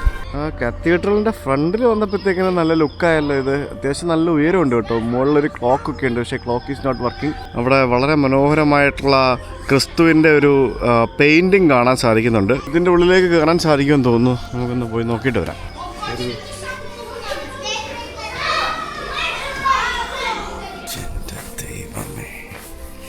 ഇത് രക്ഷയില്ലേ, പുറത്തിറങ്ങിയിട്ട് പറയാം. ഇത് ഞാൻ പ്രതീക്ഷിച്ചതിലും അപ്പുറമായിരുന്നു. അതായത് അകത്ത് കയറിക്കഴിഞ്ഞ് ഞാൻ ഞെട്ടിപ്പോയി സത്യം പറഞ്ഞാൽ. എത്ര മനോഹരമായിട്ടുള്ള ചിത്രങ്ങളാണ് അവിടെ വരച്ചു വെച്ചിരിക്കുന്നത് അറിയുമോ. നമ്മൾ ഈ ബുദ്ധ മൊണാസ്ട്രികളിൽ പോകുമ്പോഴത്തേക്കിനും ഈ ബുദ്ധിസ്റ്റ് കഥകൾ അവിടെ ഇങ്ങനെ ചിത്രങ്ങളായിട്ട് വരച്ചു വെച്ചിട്ടില്ലേ, അതേപോലെ തന്നെ ഈ ബൈബിളിലെ കഥകളൊക്കെ അവർ ഇങ്ങനെ ചിത്രങ്ങളായിട്ട് അതിങ്ങനെ ഇൻ്റർപ്രറ്റ് ചെയ്ത് വെച്ചിരിക്കുകയാണ് അവിടെ. അത് ഭയങ്കര ക്ലാരിറ്റിയിൽ നല്ല അടിപൊളിയായിട്ട്, അത്ര പുതിയതോ അത്ര പഴയതോ ഒന്നും അല്ല, ഒരു കുറച്ച് പഴക്കം മാത്രമേ ഉള്ളൂ അതിന് ആ ഒരു സംഭവത്തിന്. പക്ഷെ അത് വേറെ ലെവൽ കേട്ടോ, അത് ഭയങ്കര രസം. പിന്നെ കുറേ ഷാൻലിയേഴ്സും അതും ഇതുമൊക്കെ ആയിട്ട് ഒരു പ്രത്യേകതരം അൾത്താര, ഒരു വളരെ വ്യത്യസ്തമായ ഒരു അൾത്താരയിൽ ശരിക്കും കുറേ ആളുകളുടെ, കുറേ സെയിൻസിൻ്റെ ഫോട്ടോസൊക്കെ വെച്ചിട്ടുണ്ട്. പിന്നെ അതിൻ്റെ ബാഗിലെല്ലാം ചിത്രപ്പണികളാണ് ചെയ്തു വെച്ചിരിക്കുന്നത്. ആ ചിത്രപ്പണികൾ കണ്ട് ഞാൻ കുറേ നേരം അകത്ത് നിന്നുപോയി. ആക്ച്വലി പുറത്തിറങ്ങി വന്നപ്പോഴത്തേക്കിനും ഇവിടെ നമുക്ക് കടമറ്റത്ത് കത്തനാരെ പോലെ അദ്ദേഹത്തിൻ്റെ സാമ്യതയുള്ള, നമ്മൾ കണ്ടിട്ടുള്ള അദ്ദേഹത്തിൻ്റെ സാമ്യതയുള്ള അതേപോലെയുള്ള ഒരു ഒരു ഒരു ഒരു ഒരു സ്റ്റാച്ചു നമുക്കിവിടെ കാണാം. പിള്ളേരൊക്കെ എവിടെ പോകണമെന്ന് എനിക്കറിയില്ല. കുറേ പിള്ളേരുണ്ട് എനിക്ക് തോന്നുന്നു. ചിലപ്പം ഈ ക്ലാസ്സുകൾ എന്തെങ്കിലുമൊക്കെ ഉണ്ടാവും. എന്തായാലും ഇവിടെ വരെ നടന്നു വന്നത് ബോധത്തായി കേട്ടോ. ഞാനിങ്ങനെ ഈ സ്ട്രീറ്റിലൂടെ നടക്കുമ്പോഴേ ഞാൻ വളരെ കുറേ നേരമായിട്ട് ഇങ്ങനെ നടക്കുകയായിരുന്നു. ഞാൻ കുറേ കാര്യങ്ങൾ ഇങ്ങനെ ഒബ്സർവ് ചെയ്യുമായിരുന്നു. അതായത് നമ്മളിങ്ങനെ നടന്ന ആരുടെയെങ്കിലും അടുത്തെത്തുമ്പോൾ ഉണ്ടല്ലോ, അവർ പെട്ടെന്ന് കൈയൊക്കെ പോക്കറ്റിലോട്ട് വെച്ച് അങ്ങോട്ട് സൈഡിലോട്ടൊന്ന് മാറും. എതിരെ ആരെങ്കിലും നടന്നു വരികയാണെങ്കിൽ, നമ്മളെ കാണുവാണെങ്കിൽ ചിലപ്പോൾ അവരൊന്ന് സൈഡിലോട്ട് മാറും, അല്ലെങ്കിൽ അവരൊന്ന് കോഷ്യസ് ആവും. അതായത് നമുക്ക് പരിചയമില്ലാത്ത ഒരാൾ നമ്മളെ അറ്റാക്ക് ചെയ്യാൻ വരുന്നതായിട്ടുള്ളൊരു തോന്നലിലാണ് പല ആൾക്കാരും എന്നെ കാണുമ്പോൾ ബിഹേവ് ചെയ്യുന്നത്. എനിക്ക് ഭയങ്കര സ്ട്രേഞ്ച് ഫീലിംഗ് നൽകി എനിക്കൊരു സംഭവം. ഞാൻ കുറേ നേരമായിട്ട് എക്സ്പെക്റ്റ് ചെയ്യണത്. ഞാൻ ഇങ്ങനെ നടന്നു പോകുമ്പോഴത്തേക്കിനും കുറേ ആൾക്കാർ അത്തരത്തിൽ ഇങ്ങനെ ബിഹേവ് ചെയ്യുന്ന കണ്ടപ്പോഴത്തേക്കിനും സത്യം പറഞ്ഞാലുണ്ടല്ലോ എനിക്ക് വിഷമം തോന്നി. അത് പറഞ്ഞ കാര്യമില്ല. അത് ഈ ഇമിഗ്രൻസ് ആയിട്ടുള്ള ആളുകൾ വന്നിട്ട് ഇവിടെ വന്നിട്ട് ക്രൈമും അതും ഇതും ഓരോന്ന് ചെയ്തുകൊണ്ടിരിക്കുകയല്ലേ. അപ്പോൾ പിന്നെ അവരങ്ങനെ ബിഹേവ് ചെയ്യാണ്ടിരിക്കും. ചെറിയ ചെറിയ കോഫി ഷോപ്പുകൾ ഇഷ്ടംപോലെ ഉണ്ട്. പിന്നെ ഇതുപോലെയുള്ള ഇത് നോക്ക്, അതായത് നമ്മുടെ നാട്ടിൽ ഞാൻ നേരത്തെ പറഞ്ഞില്ലേ, നമ്മുടെ നാട്ടിലെ ചെറിയ ഈ പെട്ടിക്കടകൾ, അതൊക്കെ ഇത്തരത്തിൽ നല്ല അടിപൊളിയായിട്ട് കുട്ടപ്പനാക്കി വെച്ച് കഴിഞ്ഞാൽ എന്ത് ഭംഗിയുണ്ടാവും അല്ലേ. ഒരേ ഷേപ്പിൽ, നല്ല ഷേപ്പിൽ. ഇതിപ്പോൾ നോക്കി ഇതൊരു നാടൻ പെട്ടിക്കടയാണ്. സിഗരറ്റും ബാക്കിയുള്ള സംഭവങ്ങളും പത്രവും മറ്റുമൊക്കെ വിൽക്കുന്ന ഒരു നാടൻ പെട്ടിക്കടയാണ്. അതെന്ത് ഭംഗിയല്ലേ കാണാനായിട്ട്. ഇതൊക്കെ ഈ പെട്ടിക്കടകളാണ് കണ്ടല്ലേ, ബസ് സ്റ്റോപ്പിലെ പെട്ടിക്കടകളാണ്. ഇത് പെപ്സി പരസ്യം ചെയ്ത് എനിക്ക് തോന്നുന്നു ചിലപ്പോൾ പെപ്സി സ്പോൺസർ ചെയ്ത് ഉണ്ടാക്കി കൊടുത്തിരിക്കുന്ന പെട്ടിക്കടയായിരിക്കും. ഇവിടെ ബസ്സൊക്കെ കൊണ്ടുവന്ന് റോഡിൽ നടക്കുന്നൊക്കെ ആയിരിക്കും. നിർത്തുന്ന ഇവിടേക്ക് അതൊക്കെ നമുക്ക് ടിക്കറ്റ് എടുക്കണമല്ലോ. അകത്ത് പോയിരിക്കുക. ഞാനിവിടുത്തെ ബസ്സിൽ കയറി കയറാൻ നേരം ഡ്രൈവറോട് ടിക്കറ്റ് ചോദിച്ചപ്പോൾ അകത്തോട്ട് പോകുമെന്ന് പറഞ്ഞു. ഞാൻ അകത്ത് വന്നു. ഇവിടെ ടിക്കറ്റ് എടുക്കുന്ന ആരുമില്ല. ഇതിനകത്ത് ടിക്കറ്റ് എടുത്തായിരുന്ന ആരുമില്ല. കണ്ടക്ടറോ അങ്ങനെ ആരുമില്ല. പക്ഷെ എന്താണെന്ന് എനിക്കറിയത്തില്ല പരിപാടി. ഇവിടെയും പ്രൊട്ടസ്റ്റ് ഉണ്ട് കേട്ടോ. ഇവിടെയും പ്രൊട്ടസ്റ്റ് നടക്കുന്നുണ്ട്. അവിടെ കുറേ സ്റ്റുഡൻസ് പ്രൊട്ടസ്റ്റ് കണ്ടു. മീഡിയക്കാരൊക്കെ ഉണ്ട് അവിടെ. അങ്ങനെ ഒരു 10-15 മിനിറ്റ് ബസ് യാത്ര ചെയ്തിട്ട് ഞാനൊരു സ്ഥലത്ത് ഇറങ്ങാൻ പോവാണ്. ഈ ബസ്സിൽ ആകെ ഉള്ളത് ഇതുപോലത്തെ ഒരു മെഷീനാണ്. ഇതിനകത്ത് നമ്മുടെ കാർഡ് ടാപ്പ് ചെയ്യാനോ മറ്റോ പരിപാടികളൊന്നും നടക്കില്ല. ഇതെങ്ങനെയാണ് ടിക്കറ്റ് എടുക്കുന്നതെന്ന് ഒരു ഐഡിയ ഇല്ല. ഡ്രൈവറോട് പൈസ കൊടുത്തപ്പോൾ പുള്ളി വേണ്ട, അകത്തോട്ട് പൊക്കോളാൻ പറയുകയും ചെയ്തു. അങ്ങനെ ഞാൻ പൈസ ഒന്നും കൊടുക്കാതെ ഫ്രീ ആയിട്ട് യാത്ര ചെയ്തു. ഞാൻ എനിക്കേണ്ട ഇറങ്ങാണ്ട സ്റ്റോപ്പിൽ വന്ന് ഞാൻ ഇറങ്ങി. നല്ല അടിപൊളി വണ്ടികളാണ് മിക്കത്. മെഴ്സിഡസ് ബെൻസിൻ്റെ വണ്ടികളാണ്. ഞാനിപ്പോൾ ആ നീഷ് നഗരത്തിൻ്റെ ഔട്ട്സ്കേർട്സിൽ എത്തിയിരിക്കുകയാണ്. ഇവിടെ സ്കൾ ടവർ എന്ന് പറയുന്ന ഒരു സ്കൾ ടവർ കാണാൻ വേണ്ടിയാണ് ഞാനിപ്പോൾ വന്നിരിക്കുന്നത്. അപ്പോൾ ഇവിടെ മനോഹരമായിട്ടുള്ളൊരു തോട് ഇങ്ങനെ ഒഴുകുന്നുണ്ട്. ആ തോടിന് മുകളിലൂടെ തടിപ്പാലം, നല്ല മനോഹരമായിട്ടുള്ള ഒരു സിറ്റി. ചെറിയൊരു നഗരമാണെങ്കിലും അതെന്ത് ബ്യൂട്ടിഫുൾ ആണെന്ന് നോക്കൂ. ആ മ്യൂസിയത്തിനകത്ത് കയറാനായിട്ട് 300 ബോസ്നിയൻ ദിനാർ കൊടുത്ത് ടിക്കറ്റ് എടുക്കണം. മ്യൂസിയം ഒന്നുമല്ല, ഒരു ചെറിയ സ്ഥലമാണ്. ഇവിടെ ടിക്കറ്റ് എടുത്തു നോക്കാനും പറയാനും ആരും ഇല്ല. ഇതൊക്കെ ഒരു വിശ്വാസത്തിൻ്റെ പുറത്താണ്. ഇവിടെ കയറി വരുമ്പോൾ എഴുതി വെച്ചിട്ടുണ്ട് ടിക്കറ്റ് ഓഫീസ് അവിടെ ഉണ്ടെന്നും പറഞ്ഞു. നമ്മുടെ ഒട്ടോമാനല്ലോ, ഒട്ടോമാൻ ഏടാ അവിടെ പോലെ നമ്മൾ കേൾക്കുന്ന ഒട്ടോമാൻ. അപ്പോൾ ഒട്ടോമാൻ്റെ ആൾക്കാർ ഇവിടെ വന്ന് സെർബിയ കൈയടക്കിക്കൊണ്ടിരുന്ന സമയത്ത് ഈ സെർബിയൻ ആളുകൾ ഈ ഒട്ടോമാൻ്റെ ആളുകൾക്കെതിരെ റിബൽസായിട്ട് അവർ ഫൈറ്റ് ചെയ്ത സമയത്ത് ഇവിടെ ഒരു വാർ നടന്നു. ഇവിടെ സമീപത്ത്, നിഷിൻ്റെ സമീപത്ത്. ആ നടന്ന വാറിൽ കൊല്ലപ്പെട്ട ആളുകളുടെ തലയോട്ടുകൾ എടുത്തിട്ട്, അതായത് ഒറിജിനൽ തലയോട്ടുകൾ എടുത്തിട്ട് ഒട്ടോമാൻ എംപയറിൻ്റെ ആൾക്കാർ നിർമ്മിച്ച ഒരു സ്കൾ ടവറാണ് ഇതിൻ്റെ ഉള്ളിൽ നമുക്ക് കാണാൻ സാധിക്കുന്നത്. അതിപ്പം ഇത്തരത്തിലെ ഒരു ചെറിയൊരു എന്താ പറയുക, ഔട്ടർ ലെയറൊക്കെ കൊടുത്ത് പ്രൊട്ടക്റ്റ് ചെയ്ത് വെച്ചിരിക്കുകയാണ്. 952 സ്കൾസ് ഉപയോഗിച്ചാണ് ഇത് ഒറിജിനലി നിർമ്മിച്ചത്. ഇപ്പം നിലവിൽ ഇതിനകത്ത് 52 സ്കൾസേ ഉള്ളൂ. അതിൻ്റെ റീസൺ എന്ന് പറയുന്നത് കുറേയൊക്കെ ഡീക്കേ ആയിപ്പോയി. കുറേ വർഷങ്ങളായല്ലോ, അഴുകിയെന്ന് വെച്ചാൽ ഇതായിപ്പോയി, നശിഞ്ഞു പോകുമല്ലോ. പിന്നെ കുറേയൊക്കെ ഫാമിലി മെമ്പേഴ്സ് വന്നിട്ട് അവരുടെ എന്നൊക്കെ പറഞ്ഞുകൊണ്ട് എടുത്തുകൊണ്ട് പോയി. അങ്ങനെയൊക്കെ അത് പ്രോപ്പറായിട്ട് സൂക്ഷിച്ചിരുന്നില്ല. അപ്പോൾ അങ്ങനെ ഒരു സ്കൾ ടവർ നമുക്ക് കാണാം. ഇതിന് മുമ്പ് നമ്മൾ സ്കൾ ടവർ കണ്ടിട്ടുണ്ട്. എവിടെയാ നിങ്ങളത് കമൻറ്റ് ചെയ്തേ. നമ്മൾ ഈ KLT UK യാത്ര തന്നെ നല്ല ഗംഭീര സ്കൾ ടവറായിരുന്നു. അതൊരു 1.5 സ്കൾ ടവറായിരുന്നു. അതെവിടെ നിങ്ങളറിയാം, നിങ്ങൾക്ക് അറിയാമായിരിക്കും, കമൻറ്റ് ചെയ്യണം കേട്ടോ. ഇതിൽ സത്യം പറഞ്ഞാൽ ആരുമില്ല. ഞാൻ അവിടെ പോയി ടിക്കറ്റ് എടുത്തില്ലെങ്കിൽ ആരും അറിയത്തുമില്ല. നമുക്ക് അങ്ങനെയാണല്ലോ ഇവിടുത്തെ യൂറോപ്പ് എന്ന് പറയുമ്പോൾ പൊതുവേ ഇവിടെ ഇങ്ങനെയാണ്, എല്ലാവരും ഇങ്ങനെയാണ്. അപ്പോൾ ഈ സ്കൾ ടവറിൻ്റെ ഉള്ളിൽ നമുക്ക് ഇതുപോലെയുള്ള സ്കള്ളുകൾ ഇങ്ങനെ പല സ്ഥലത്ത് വെച്ചിരിക്കുന്ന കാണാം. ശരിക്കും ഇത് ഫുള്ള് സ്കള്ള് വെച്ചിട്ടുണ്ടാക്കിയിരിക്കുന്നതാണ്. ഇപ്പം നിലവിൽ 52 സ്കള്ളേ ഉള്ളൂ എന്ന് ഞാൻ പറഞ്ഞല്ലോ. ഇതിൻ്റെ ഒരു ഒറിജിനൽ പിക്ക് എങ്ങനെയായിരുന്നു എന്നുള്ളത് ഇവിടെ കൊടുത്തിട്ടുണ്ട്. ഇത്തരത്തിലായിരുന്നു പണ്ട് കണ്ടായിരുന്നത്. പിന്നീട് ഇത്തരത്തിൽ ഇതിങ്ങനെ ആളുകൾ നശിപ്പിക്കുന്നതുകൊണ്ട് ഇങ്ങനെ മാറ്റി വെച്ചിരിക്കുകയാണ്. സത്യം പറഞ്ഞാൽ ഈ ഒട്ടോമൻ ആൾക്കാർ അവരുടെ ഒരു വീരകൃത്യം എന്നും പറഞ്ഞുകൊണ്ട് കാണിക്കാൻ വേണ്ടി ചെയ്തൊരു സംഭവമാണ് ഇതെന്നുണ്ടെങ്കിലും, പക്ഷെ പിന്നീട് ഇത് സെർബിയക്കാരുടെ ത്യാഗത്തിൻ്റെയും അതേപോലെ തന്നെ സെർബിയക്കാർ ഒട്ടോമാൻസിനെതിരെ ഫൈറ്റ് ചെയ്തതിനെതിരെയുള്ള ഒരു സ്മാരകമായിട്ട് മാറി എന്നുള്ളതാണ് സത്യം പറഞ്ഞാൽ യാഥാർത്ഥ്യം എന്ന് പറയുന്നത്. ഇനി ഇവിടെ നിന്ന് ഒരു 5-6 കിലോമീറ്റർ പോകണം ദൂരെ, അവിടേക്ക് ബസ് കിട്ടൂല. Taxi. Hi, taxi taxi. This place. Okay. ഇവിടെ എല്ലാം മറ്റേ മീറ്റർ ടാക്സിയാണ്, നമ്മുടെ ഇലക്ട്രിക് ടാക്സിയാണ്. അങ്ങനെ വലിയ പറ്റിക്കുന്ന പരിപാടികളൊന്നുമില്ല. അപ്പോൾ പുള്ളി മീറ്റർ ഇട്ടിട്ടുണ്ട്. നമ്മുടെ ആ റിയർ വ്യൂ മിറർ കണ്ടില്ല, അതിനകത്താണ് ഇവരുടെ മീറ്റർ. സ്റ്റാർട്ടിങ് 150 ഇവിടുത്തെ ദിനാറിലാണ്, അതായത് നമ്മുടെ ഏകദേശം 120 രൂപയിലാണ് starting.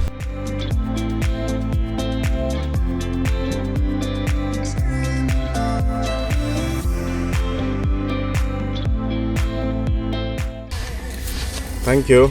Hi. Where are you from, bro? You like the photo?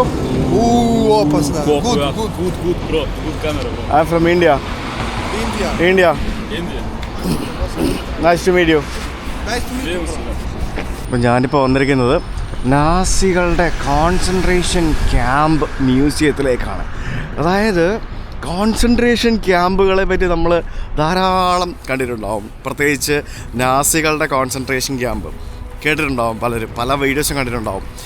നമ്മൾ അതൊക്കെ ആ രാജ്യങ്ങളിലേക്കൊക്കെ എത്തുന്നതേ ഉള്ളൂ, പ്രധാനമായിട്ടും അവിടേക്കൊക്കെ നമ്മൾ പോകുന്നേ ഉള്ളൂ. പക്ഷേ ഇവിടെ സെർബിയയിൽ നാസികളുടെ ഒരു കോൺസെൻട്രേഷൻ ക്യാമ്പ് ഉണ്ടായിരുന്നു എന്നുള്ളത് എനിക്ക് അറിവില്ലായിരുന്നു. അത് വളരെ അവിചാരിതമായിട്ടാണ് സത്യം പറഞ്ഞാൽ എനിക്ക് ആ ഒരു അറിവ് കിട്ടിയത്. അപ്പോൾ ഞാനത് കാണാൻ വേണ്ടി ആണ് ഇവിടേക്ക് വന്നിരിക്കുന്നത്. ഹിറ്റ്ലറുടെ കോൺസെൻട്രേഷൻ ക്യാമ്പുകളെ പറ്റി ധാരാളം വീഡിയോകൾ നിങ്ങൾ കണ്ടിട്ടുണ്ടാവും, പലരും അവിടെ വന്ന് കണ്ടിട്ടും ഉണ്ടാവും. പക്ഷേ ഹിറ്റ്ലറുടെ കോൺസെൻട്രേഷൻ ക്യാമ്പ് സെർബിയയിലുണ്ടായിരുന്നു എന്നുള്ളത് എനിക്കൊരു പുതിയ അറിവായിരുന്നു. അപ്പോൾ ഈ കാണുന്നതാണ് കോൺസെൻട്രേഷൻ ക്യാമ്പ്. ഏകദേശം 10,000-ഓളം വരുന്ന ആളുകളെ ഇവിടെ വധിച്ചിട്ടുണ്ട് എന്നാണ് പറയപ്പെടുന്നത്. അതിൻ്റെ കുറച്ച് ചരിത്രം ബോറടിപ്പിക്കാത്ത രീതിയിൽ ഞാൻ നിങ്ങൾക്ക് പറഞ്ഞുതരാം. കാരണം കോൺസെൻട്രേഷൻ ക്യാമ്പുകൾ ഇഷ്ടംപോലെ നമ്മൾ കാണാൻ കിടക്കാണല്ലോ. ക്രവേനി ക്രസ്റ്റ് എന്ന് പറയുന്ന ഒരു കോൺസെൻട്രേഷൻ ക്യാമ്പിലേക്കാണ് ഞാനിപ്പോൾ എത്തിയിരിക്കുന്നത്. ക്രവേനി ക്രസ്റ്റ് 1941 മുതൽ 1944 വരെ വേൾഡ് വാർ 2 നടക്കുന്ന സമയത്താണ് നമ്മളിപ്പോൾ വന്നിരിക്കുന്ന ഈ ഒരു കോൺസെൻട്രേഷൻ ക്യാമ്പ് ഇവിടെ പ്രവർത്തിച്ചിരുന്നത്. ഹിറ്റ്ലറുടെ നേതൃത്വത്തിലുള്ള നാസി പട പണ്ട് ഇവിടെ സെർബിയ കൈയടക്കി ഇവിടുത്തെ സെർബിയക്കാരെയും ജൂതന്മാരെയും റോമാക്കാരെയും അതേപോലെ തന്നെ ആൻറ്റി ഫാസിസ്റ്റ് ആളുകളെയും ഒക്കെ പിടിച്ച് ഡീറ്റെയിൻ ചെയ്ത് അവരെ ക്രൂരമായിട്ട് മൃഗീയമായിട്ട് പണിഷ് ചെയ്ത് കൊലപ്പെടുത്തിയ അല്ലെങ്കിൽ കൊലപ്പെടുത്തിക്കൊണ്ടിരുന്ന ആ ഒരു സ്ഥലത്തേക്കാണ് ഞാനിപ്പോൾ എത്തിയിരിക്കുന്നത്. ഹിറ്റ്ലറുടെ സെർബിയയിലെ ഡിറ്റൻഷൻ ക്യാമ്പ്. ഇതിനകത്തേക്കുള്ള പ്രവേശനം ആക്ച്വലി സൗജന്യമാണ്. 1941 മുതൽ 1944 വരെ ഏകദേശം 30,000 മുതൽ 35,000 വരെ ആളുകളെ ഇവിടെ പാർപ്പിച്ചിരുന്നു എന്നാണ് കണക്കുകൾ പറയുന്നത്. അതിൽ 10,000-ഓളം വരുന്ന ആളുകളെയാണ് ഇവർ കൊലപ്പെടുത്തിയത്. ഹിറ്റ്ലറുടെ കോൺസെൻട്രേഷൻ ക്യാമ്പും ക്രൂരതകളെയൊക്കെ പറ്റി ഞാൻ പോളണ്ടിൽ പോകുമ്പോൾ ഞാൻ പറഞ്ഞുതരാം. കാരണം പോളണ്ടിലെയാണ് ഏറ്റവും വലിയ ക്രൂരത നടന്ന ആ ഒരു കോൺസെൻട്രേഷൻ ക്യാമ്പ് സ്ഥിതി ചെയ്യുന്നത്. 10 ലക്ഷത്തോളം വരുന്ന ആളുകളെയാണ് പോളണ്ടിൽ കൊലപ്പെടുത്തിയത്, കൊന്നു തള്ളിയത്. 10 ലക്ഷത്തോളം വരുന്ന ആൾക്കാർ. ഇവിടെ എന്ന് പറഞ്ഞാൽ കേവലം 10,000 മാത്രമേ ഉള്ളൂ. പക്ഷേ എന്നിരുന്നാലും ഇവിടെ വന്നിട്ട് ഇതിനകത്തോട്ട് കയറിയപ്പോൾ തന്നെ എനിക്കങ്ങോട്ട് തലയൊക്കെ അങ്ങോട്ട് പെരുക്കുന്നുണ്ട്. ഈ ഒരു കോൺസെൻട്രേഷൻ ക്യാമ്പ് ഉണ്ടല്ലോ, ഇത് ബേസിക്കലി ഇവിടെ ഇതൊരു റെഡ് ക്രോസ് ക്യാമ്പെന്നും പറയുന്നുണ്ടായിരുന്നു. കാരണം ഇവിടെ ഒരു റെഡ് ക്രോസ് ഫെസിലിറ്റി ഉണ്ടായിരുന്നു. ഇത് ഇവരുടെ ഒരു ട്രാൻസിറ്റ് ക്യാമ്പ് ആയിരുന്നു എന്നും പറയപ്പെടുന്നുണ്ട്. ഇവിടെ ഈ ഒരു ക്യാമ്പിൽ മെജോറിറ്റി ആയിട്ടുണ്ടായിരുന്ന ഇൻമേറ്റ്സ് എന്ന് പറയുന്നത് ബേസിക്കലി സെർബിയയിലെ പൊളിറ്റിക്കൽ പ്രിസണേഴ്സ് ആയിരുന്നു. അതായത് ഇവിടുത്തെ രാഷ്ട്രീയ തടവുകാരെന്ന് പറയത്തില്ലേ, അതേപോലെ രാഷ്ട്രീയ കരുതൽ തടവുകാരായിരുന്നു ഇവിടുത്തെ കൂടുതൽ ആൾക്കാർ. നമ്മൾ എത്ര രാജ്യങ്ങളിൽ ഇതുപോലെയുള്ള എന്തൊക്കെ ഡിറ്റൻഷൻ സെൻറ്ററുകൾ നമ്മൾ കണ്ടിട്ടുണ്ട്. വിയറ്റ്നാമിലും കംബോഡിയയിലും അവിടെയും ഇവിടെയെല്ലാം. ഇതിൽ ഏറ്റവും വലിയ ക്രൂരതകൾ നടന്ന സ്ഥലങ്ങളാണ് യൂറോപ്പിലെ ഇനി നമ്മൾ കാണാൻ പോകുന്ന ഡിറ്റൻഷൻ സെൻറ്ററുകൾ എന്ന് പറയുന്നത്. ഇവിടെ റൊമാനിയൻസ് ആയിട്ടുള്ള ആണുങ്ങളും പെണ്ണുങ്ങളും പിന്നെ അതേപോലെ തന്നെ സെർബിയക്കാർ, പിന്നെ ബാക്കിയുള്ള പല ആളുകൾ, ഗർഭിണികൾ, ഇവിടെ ജനിച്ചൊരു കുഞ്ഞ് ഭാവിയിൽ ഒരു ഫിലിം മേക്കറായി വളർന്നു വന്നു എന്ന് വരെ എനിക്ക് വായിച്ച് മനസ്സിലായി. മനസ്സിലാക്കാൻ സാധിച്ചു. അങ്ങനെ കാരണം ആ കുഞ്ഞിൻ്റെ അച്ഛനെ അമ്മയും ഈ ആൻറ്റി ഫാസിസ്റ്റ് പ്രസ്ഥാനത്തിൻ്റെ പേരിൽ അറസ്റ്റ് ചെയ്യപ്പെട്ടവരാണ്. അവരെ പിന്നീട് കൊലപ്പെടുത്തുകയൊക്കെ ഉണ്ടായെന്നൊക്കെയാണ് പറയുന്നത്. അപ്പോൾ അങ്ങനെ ക്രൂരതകളുടെ ഒരു അങ്ങേയറ്റ തലങ്ങളിലുള്ള പല സംഭവങ്ങളുമാണ് ഹിറ്റ്ലറിൻ്റെ കൂട്ടാളികളും യൂറോപ്പിൽ അങ്ങോളം ഇങ്ങോളം പല രാജ്യങ്ങളിലും അന്നത്തെ സമയത്ത് വേൾഡ് വാർ II സമയത്തൊക്കെ ചെയ്തു കൂട്ടിയത്. നമ്മളിപ്പോൾ ഉള്ള ഈ ഒരു കോൺസെൻട്രേഷൻ ക്യാമ്പ് യുഗോസ്ലാവിയൻ ആളുകളാണ് സത്യം പറഞ്ഞാൽ സ്വാതന്ത്ര്യപ്പെടുത്തിയത് 1944 ശേഷം എന്നും പറയുന്നുണ്ട്. ഇത് 1944 ശേഷം പിന്നീട് ഈ കഴിഞ്ഞ ഏതാനും ഈ 2-3 വർഷങ്ങൾക്ക് മുൻപ് വരെ വെറുതെ ഒരു അനാഥ പ്രേതാലയം പോലെ കടന്നിരുന്ന സ്ഥലമാണ്. ഇവിടെ കയറാനായിട്ട് എൻട്രൻസ് ഫീയോ കാര്യങ്ങളോ പോലും ഒന്നുമില്ലായിരുന്നു. ഇവിടെ ഇപ്പോൾ ഇത്രയൊക്കെ സെറ്റപ്പുകൾ ചെയ്ത് വെച്ചിരിക്കുന്നത് റീസെൻ്റ്ലി ആണെന്നാണ് എനിക്കറിയാൻ കഴിഞ്ഞത്. കഴിഞ്ഞൊരു 1-2 വർഷം ആയതേ ഉള്ളൂ. നോക്കുമ്പോഴത്തേക്കിനും നമ്മുടെ നാട്ടിലെ ഒരു പഴയ ഒരു ഗവൺമെൻറ് സ്കൂൾ പോലെ ഇല്ലേ കാണുമ്പോൾ. എത്ര മനുഷ്യരുടെ രക്തം വീണ സ്ഥലമായിരിക്കും അല്ലേ ഇത്. എത്ര മനുഷ്യരുടെ കരച്ചിലുകൾ കേട്ട സ്ഥലമായിരിക്കും അല്ലേ ഇത്. ദൈവമേ, എനിക്ക് ഇവിടെ വന്നിട്ട് പോലും പറ്റുന്നില്ല. അപ്പോൾ ഞാൻ പോളണ്ടിൽ പോകുമ്പോൾ എന്തായിരിക്കും എൻ്റെ അവസ്ഥയെന്ന് എനിക്കറിയില്ല. ഞാൻ നടന്ന് ഇവിടുത്തെ ബസ് സ്റ്റാൻഡിലെത്തി. ഇത് ലോക്കൽ ബസ്സുകൾ പോകുന്ന സ്ഥലമാണ്. റെഡ് ബസ് നല്ല ഭംഗിയുണ്ടല്ലേ. എനിക്ക് റെഡ് ബസ് കാണുമ്പോൾ പണ്ടത്തെ ബാംഗ്ലൂരിലെ BMTC വോൾവോ ബസ്സുകൾ ഓർമ്മ വരും. അതും ഏകദേശം റെഡ്, ഇതേപോലെ തന്നെ റെഡ് കളർ ബസ്സായിരുന്നു. ഇവിടെ നിന്നാണെന്ന് തോന്നുന്നു എനിക്കിന്ന് സ്കോപ്പിയയിലേക്ക് പോകാനുള്ള ബസ്സുള്ളത്. അത് 3:30-ക്കാണ്. ഇനി 3 മണിക്കൂർ സമയം കൂടെ ഉണ്ട് നമുക്ക് ബസ്സിന്. അപ്പോൾ നമുക്ക് ഇനിയും ഇന്നൂടെ കറങ്ങിയിട്ട് വരാം. ഞാനിപ്പോൾ ബസ് സ്റ്റാൻഡിൻ്റെ സമീപത്തോടെ നടന്നുകൊണ്ടിരിക്കുകയാണ്. എന്തുകൊണ്ട് ഇത് സിനിമ പോസ്റ്റർ ഇട്ട് വൃത്തികേടാക്കി വെച്ചിരിക്കുന്ന പോലെ തന്നെ അതുപോലത്തെ സംഭവം. ഈ അപ്പോത്തിക്ക എന്ന് പറഞ്ഞു കഴിഞ്ഞാൽ മെഡിക്കൽ സ്റ്റോറാണ്. അപ്പോത്തിക്ക, നമ്മൾ അപ്പോത്തിക്കരി എന്ന് പറയത്തില്ലേ, അതേപോലെ തന്നെയാണ് ഇവിടെ പല സ്ഥലത്തും പല ലാംഗ്വേജും അപ്പോത്തിക്ക എന്നാണ് എഴുതിയിരിക്കുന്നത്. ഇവിടുത്തെ ഒരു തുണിക്കടയാണ്. നോക്കി, ഓ, ഇത് കണ്ടു കഴിഞ്ഞാൽ യൂറോപ്പ് എന്ന് പറയുമോ. My God. നോക്കി, ഒരു സാധാരണ ഒരു ചെറിയൊരു ചന്ത പോലത്തെ ചന്തയിലുള്ളൊരു തുണിക്കട. ബസ് സ്റ്റാൻഡിൻ്റെ അടുത്തെല്ലാം നമുക്ക് ഇത്തരത്തിലുള്ള കറൻസി എക്സ്ചേഞ്ചിങ് സ്ഥലങ്ങൾ കാണാൻ സാധിക്കും. കാരണം ഇവിടെ എല്ലാം അപ്പുറത്തും ഇപ്പുറത്തും ഓരോ രാജ്യങ്ങളിലും ഓരോരോ കറൻസിയാണല്ലോ. ഇതെന്താ സംഭവം? നമ്മുടെ പഴംപൊരി പോലത്തെ എന്തൊരു സാധനം നോക്കി ഉണ്ടാക്കി വെച്ചേക്കുന്നത്. പക്ഷെ പഴംപൊരി അല്ല, പഴംപൊരി പോലത്തെ ഒരു സാധനം. നമ്മൾ ഏഷ്യൻ രാജ്യങ്ങളിലും സെൻട്രൽ ഏഷ്യൻ രാജ്യങ്ങളിലും ഒക്കെ കാണുന്നത് പോലെയുള്ള ഒരു market. Oh my god, this is so big. അതും ഔട്ട്ഡോർ മാർക്കറ്റ് ഈ വിൻ്ററിൽ, തണുപ്പത്ത്. ഇങ്ങനത്തെ കാഴ്ചകളൊക്കെ സത്യം പറഞ്ഞാൽ യൂറോപ്യൻ രാജ്യങ്ങളിൽ കാണാൻ കിട്ടുന്നത് വളരെ കുറവാണ്. ബാൽക്കൻ രാജ്യങ്ങളിൽ മാത്രമേ നമുക്ക് ഇങ്ങനെയുള്ള കാഴ്ചകൾ കാണാൻ സാധിക്കുകയുള്ളൂ. ഓ, മുളകൊക്കെ നോക്കിയേ, ഇത് ലുക്കാൻ നോക്കാം മുളക് കാണാനായിട്ട്. ആ മുളകിൻ്റെ പ്രൈസ് എഴുതി വെച്ചിരുന്നുണ്ടോ? 3 കിലോ 100. 3 കിലോ 100 എന്ന് പറഞ്ഞാൽ 3 കിലോ 80 രൂപയേ ഉള്ളൂ. കച്ചവടക്കാരെല്ലായിടത്തും സെയിം ആണ് കേട്ടോ.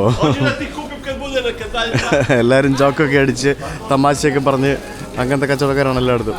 സെർബിയ പൊതുവേ കോസ്റ്റ് ഓഫ് ലിവിങ് കമ്പാരിറ്റീവ്ലി കുറവാണ് മറ്റുള്ള രാജ്യങ്ങൾ വെച്ച് നോക്കുമ്പോഴത്തേക്കും. ഈവൻ ഫുഡ് ആണെങ്കിലും ടാക്സി ആണെങ്കിലും റെസ്റ്റോറൻ്റ് ആണെങ്കിലും പിന്നെ ഭക്ഷണമാണെങ്കിലും ആസ് എ ടൂറിസ്റ്റ് നമുക്ക് വളരെ അഫോർഡബിൾ ആയിട്ടുള്ള ഒരു രാജ്യമാണ് സെർബിയ എന്ന് പറയുന്നത്.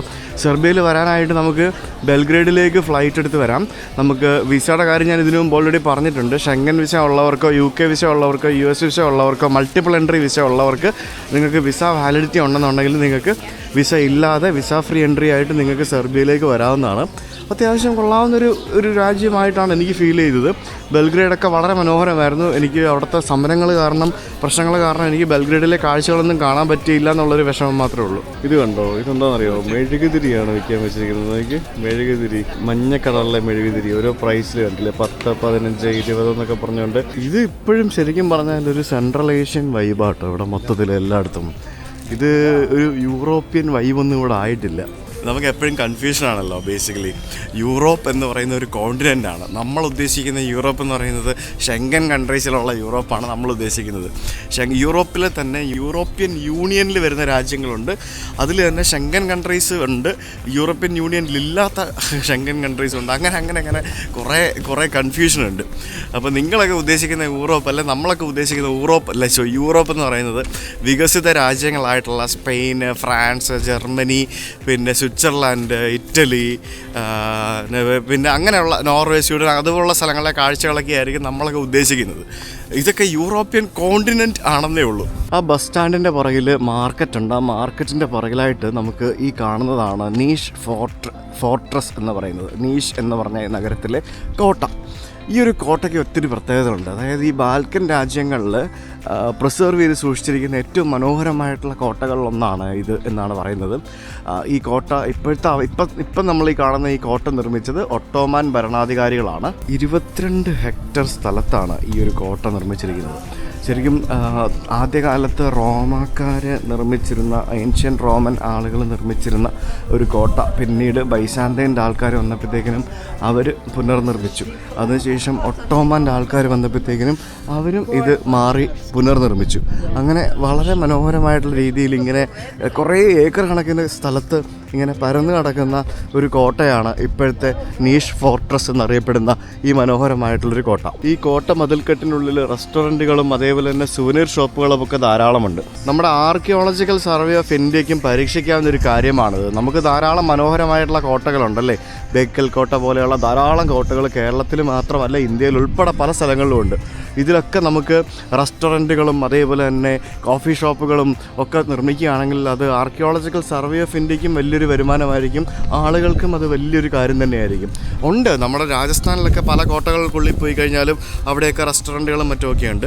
ബേക്കലിലില്ല എന്നാണ് എനിക്ക് തോന്നുന്നത്. നല്ല കോഫി ഷോപ്പൊക്കെ വന്നു കഴിഞ്ഞാൽ മനോഹരമായിരിക്കില്ലേ, കൂടുതൽ ആളുകളെ അങ്ങോട്ടേക്ക് ആകർഷിക്കാൻ സാധിക്കില്ലേ നമുക്ക്. ബെൽഗ്രേഡിൽ സമരമായിട്ട് ഞാൻ സുവനീർ വാങ്ങിക്കാൻ മറന്നുപോയായിരുന്നു. എനിക്ക് കിട്ടിയില്ലായിരുന്നു. ഞാൻ ഇതിലൂടെ കോട്ടയ്ക്കകത്തോടെ നടന്നു വന്നപ്പോഴത്തേക്കിനും അവിടെ സുവനീർ ഷോപ്പ് കണ്ടപ്പോഴാണ് ഞാൻ ആലോചിച്ചത്. അപ്പോൾ ഭാഗ്യം കിട്ടി. ഇത് നമ്മുടെ തിരുവനന്തപുരത്തെ മറ്റേ കോട്ടയില്ലേ, ആ കോട്ട പോലെയൊക്കെ ഉണ്ടല്ലേ ഇതിൻ്റെ കോട്ട. മറ്റേ ഇതിൻ്റെ ഗേറ്റൊക്കെ കാണുമ്പോഴത്തേക്കിനും കോട്ടവാതിൽ എന്നൊക്കെ പറയുന്ന പോലെ തന്നെ സംഭവം കൊള്ളാം കേട്ടോ. എനിക്ക് ഇഷ്ടപ്പെട്ടു. സത്യം പറഞ്ഞാൽ എനിക്ക് ബെൽഗ്രേഡിനെക്കാട്ടിൽ ഇഷ്ടപ്പെട്ടു നീഷ് എന്ന് പറയുന്ന ഈ നഗരം. ഈ കോട്ട ഇരിക്കുന്നത് ഈ നീഷ് നദിയുടെ മധ്യഭാഗത്തൂടെ നിസാവ എന്ന് പറഞ്ഞൊരു നദി ഒഴുകുന്നുണ്ട്. നിഷാവ എസിന് മേളിൽ വരെയുണ്ട്, അപ്പോൾ ഷായാണ് നിഷാവ. ആ നിഷാവ നദിയുടെ അപ്പുറത്തായിട്ടാണ് കോട്ട സ്ഥിതി ചെയ്യുന്നത്. ആ നിഷാവ നദിയുടെ ഇപ്പുറത്തായിട്ടാണ് ഇതിൻ്റെ മോഡേൺ സിറ്റി ഏരിയ അല്ലെങ്കിൽ ആധുനിക സിറ്റി ഏരിയ സ്ഥിതി ചെയ്യുന്നത്. ഈ വിൻ്ററിൽ തണുപ്പുള്ള രാജ്യത്ത് വലിയ ജാക്കറ്റൊക്കെ ഇട്ടിട്ട് ബാഗൊക്കെ തൂക്കി ആൾക്കാർ നടന്നു പോകുന്നതാണ് നല്ല രസമല്ലേ, നല്ല ഭംഗിയല്ലേ. പ്രത്യേകിച്ച് ഈ പെഡസ്ട്രിയൻ ക്രോസിങ് ഏരിയയിലൊക്കെ ആളുകൾ അത്രത്തിൽ പോകുന്നതാണ് ഭയങ്കര രസമാണ്. ഇങ്ങനെ ധൃതി പിടിച്ച് ഇങ്ങനെ ഭയങ്കര ഗൗരവത്തോടെ ആയിരിക്കും ഭൂരിഭാഗം ആൾക്കാരും പോകുന്നത്. കൂടുതലും ജപ്പാനിലാണ് നമുക്ക് അങ്ങനത്തെ കാഴ്ചയൊക്കെ കാണുന്നത്. ലണ്ടനിലും ഉണ്ട്. ഞാൻ ഇന്നലെ ചൈനീസ് റെസ്റ്റോറൻറ്റിൽ നിന്ന് ഫുഡ് കഴിച്ച അടിപൊളിയായിരുന്നു. ഇതെവിടെ? ഇതാണോ?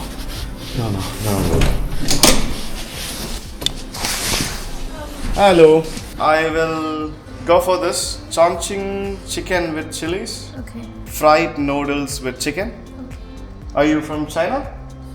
China, da. You from China? Da. Where in China? With Chongqing, Yunnan, Chengdu, which place? Wenzhou. Da.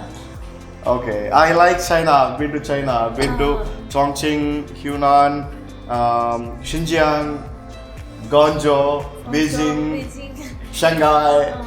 Shanghai. Yeah, Hunan food is really good. Hunan food, Sichuan food. I love Sichuan. So you make it spicy, yeah?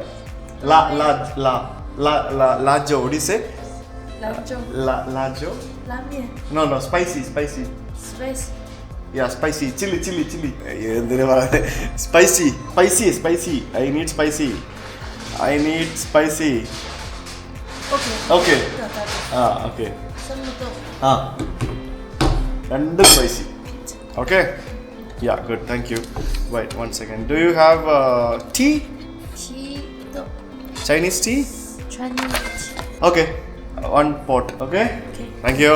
ഇത് നല്ല കിടിലൻ restaurant കേട്ടോ. അത്യാവശ്യം കത്തിയൊക്കെ ഉണ്ട്. എനിക്ക് സമയമുള്ളതുകൊണ്ട് ഞാനിവിടെ നിന്ന് order ചെയ്തു. ഉണ്ടല്ലോ എനിക്ക് ചൈനീസ് റെസ്റ്റോറൻറ്റ്, വെഞ്ചോ ചൈനീസ് റെസ്റ്റോറൻറ്റ് എന്ന് പറഞ്ഞുകൊണ്ട് അവരുടെ പ്ലേറ്റ് ഒക്കെ കണ്ടില്ലേ, അടിപൊളിയല്ലേ. ഫോർക്കും അതേപോലെ തന്നെ ചോപ്സ്റ്റിക്കൊക്കെ വെച്ചിരിക്കുന്നത് കണ്ടില്ലേ, കൊള്ളാമല്ലേ. നല്ല ആംബിയൻസ്. അതായത് ഇവർക്കൊന്നും ഇവിടുത്തെ ഭാഷ അറിയത്തേയില്ല. അവർ രണ്ടുപേരും ചൈനക്കാരാണ്, ചൈന എന്നുള്ള ആൾക്കാരാണ്. അവരിവിടെ ജോലി ചെയ്യുന്നവരാണ്. ചിലപ്പോൾ ഇത് നടത്തുന്നത് ഇവിടുത്തുകാരോ വേറെ ആരെങ്കിലും ഒക്കെ ആയിരിക്കും. ചായ വന്നു, അതേപോലെ തന്നെ നൂഡിൽസും വന്നു, ചിക്കൻ വന്നിട്ടില്ല. ഇന്നലെ ഞാൻ കഴിച്ച കടയിൽ നിന്നാണെങ്കിൽ നല്ല ക്വാണ്ടിറ്റി ആയിരുന്നു. ഇത് വ്യത്യാസമുണ്ട്, രണ്ടും രണ്ട് ടൈപ്പാണ്. ഫുഡ് വാസ് ഓക്കെ, അത്രയ്ക്ക് മെച്ചം എന്നൊന്നും പറയാനില്ല. ഇന്ന് എൻ്റെ ഔട്ട് ഓഫ് ബഡ്ജറ്റായി. ഫുഡെല്ലാം കൂടെ 12,000 രൂപയായി.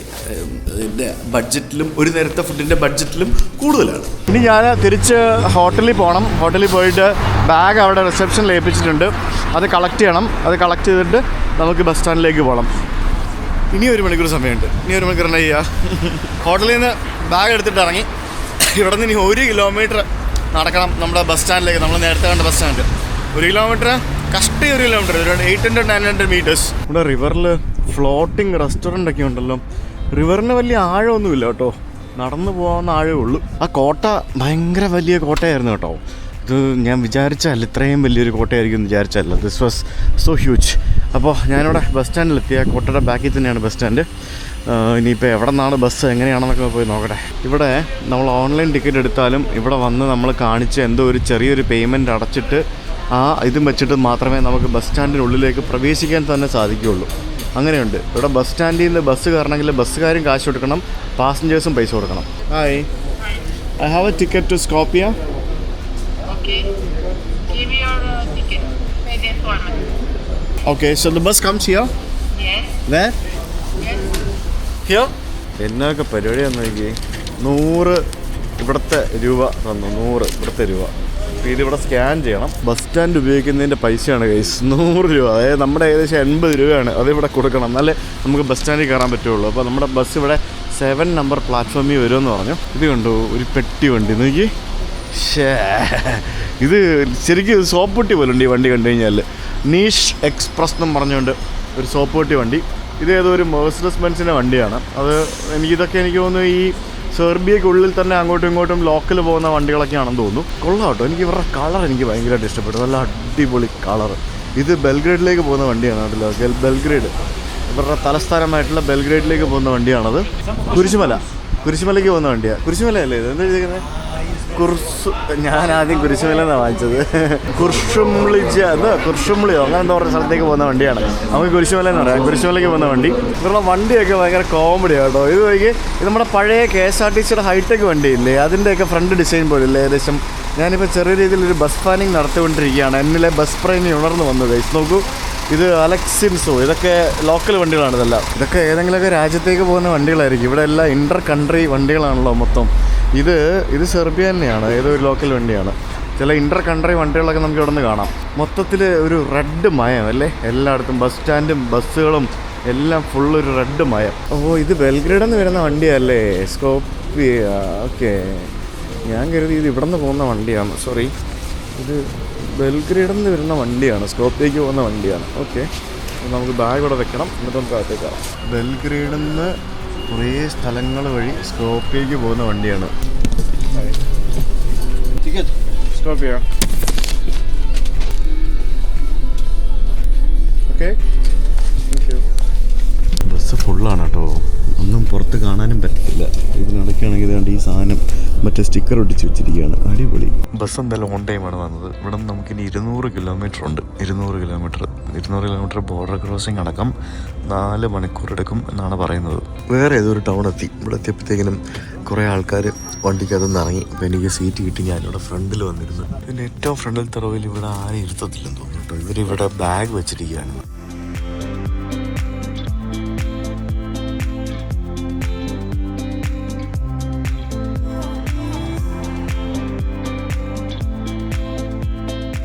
വീണ്ടും ഏതോ ഒരു ബസ് സ്റ്റാൻഡിൽ കൊണ്ടുവന്ന് നിർത്തി അവിടെ നിന്ന് ആളെ ഇറക്കി കയറ്റി.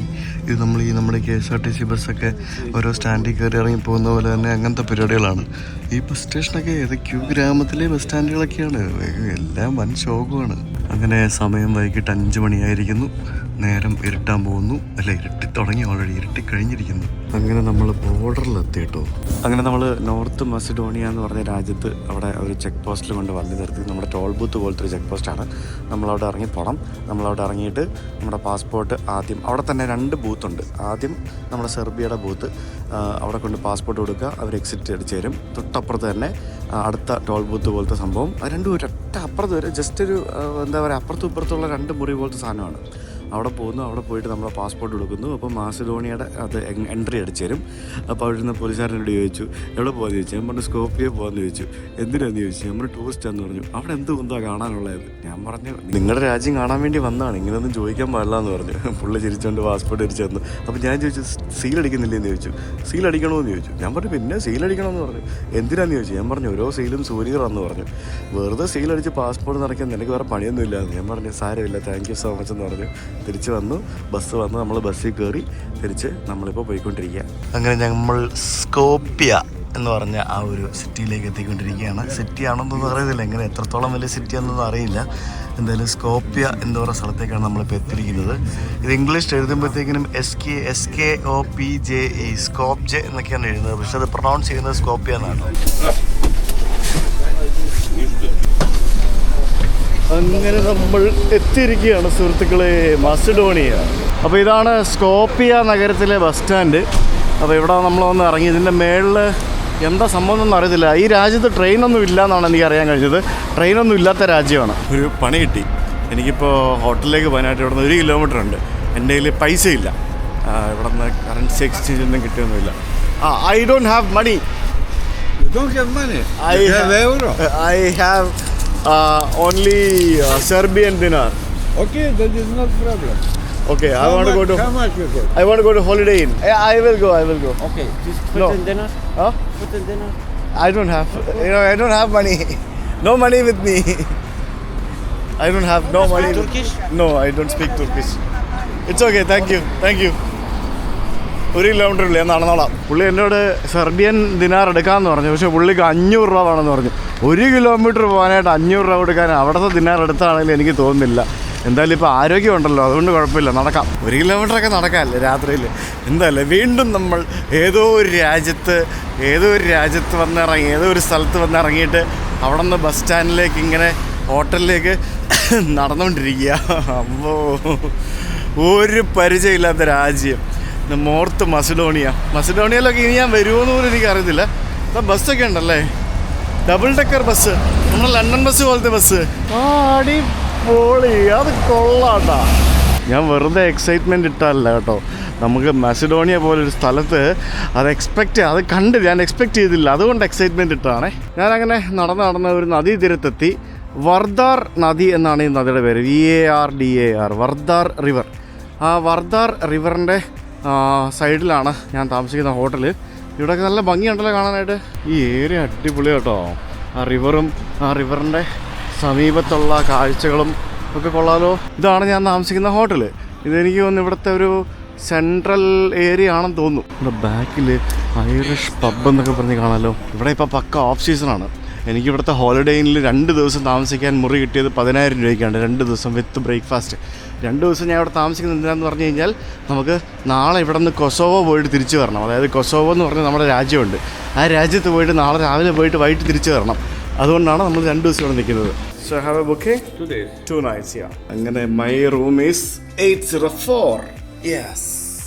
ഈ ഹോളിഡേ ഇൻ്റെ ഡയമണ്ട് എലൈറ്റ് മെമ്പർ ആയതുകൊണ്ട് എന്തൊക്കെയാണ് കിട്ടിയിരിക്കുന്നതെന്ന് നോക്കി.